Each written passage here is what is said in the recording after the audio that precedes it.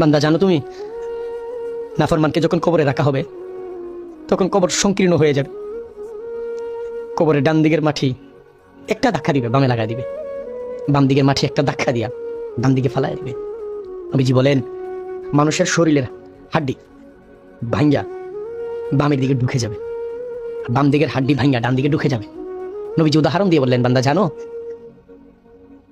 হাত্তা তাখতালিফা আদলাহু, একটা আঙুলকে আর আঙুলের ভিতরে ঢুকিয়ে দিলে যেমন নাফরমানের বামের পাজর ভেঙে ডান দিকে ঢুকে যাবে, ভীষণ আযাবে থাকার পরে নাফরমান তখন আল্লাহকে বলবে, আল্লাহ এত কষ্ট না দিয়ে যদি আমার মরণ দিতেন তাইলে তো সমাধান, আল্লাহ মরণ দিয়ে দেন না রে মাওলা।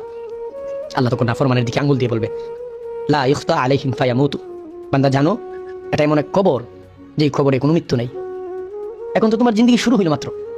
তখন বান্দা আল্লাহর কাছে রুনাজারি করে বলে, আল্লাহ তাইলে আমার একটু আযাব কমায় দেন না রে মাওলা, আল্লাহ আমি তো সইতে পারতেছি না, আমার শরীরে সইতে পারতেছি না মাওলা, একটু কমায় দেন। তখন আল্লাহ তাআলা বলবেন, ওয়ালা ইখাফফাফু মিন আযাবিহা, বান্দা জানো আজকে তোমার থেকে কোনো আযাবও কমানো হবে না, মানে তোমার তো আযাব এখন থেকে শুরু, আমি কি তোমার বেশি কঠিন কাজ দিয়েছিলাম দুনিয়াতে? না রে বান্দা, কমানো হবে না।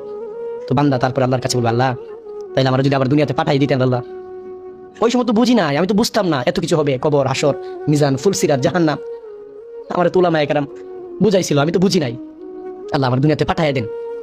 আল্লাহ তাআলা বান্দাকে বলবে, বান্দা জানো আওয়ালাম নুআম্মিরকুম, বান্দা তোমার কাছে তোমার গ্রামের মসজিদের মাহফিলে তাবলীগে তোমারে জাহান্নামের বই কেউ শোনাই নাই, তোমাকে গুনাহ ছাড়ার কথা কেউ বলে নাই। বান্দা জানো এখানে